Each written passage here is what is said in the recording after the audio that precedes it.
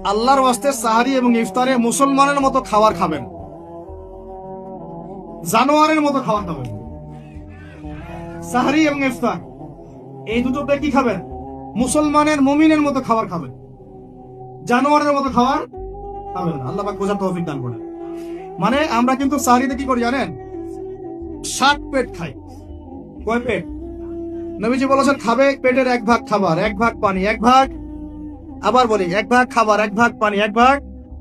কার পেট খালি আছে এখন খাওয়ার সময় খাওয়ার টেবিলে?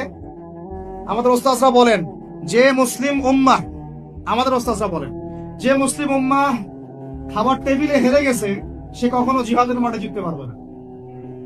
বুঝতে পারেননি? বুঝতে পারলাম না মনে হয়। যারা খাবারের টেবিলেই হেরে গেছি, এখানেই তো আপনি সুন্নাহ মাফিক খাইতে পারতেছেন না, প্রবৃত্তির কাছে হেরে গেলেন, গপ গপ গপ গপ করে খাচ্ছি 7 পেট ভর্তি করে।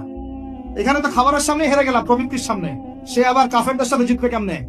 পরিমিত খাবেন, পুষ্টিকর খাবার খাবেন। পরিমিত খাবেন কিন্তু পুষ্টিকর খাবার খাবেন, তাহলে যথেষ্ট হবে ইনশাআল্লাহ। আর এখনকার যে খাবার, এতে বেশিরভাগই ভেজাল। যত বেশি খাবো তত দ্রুত অসুস্থ হবো।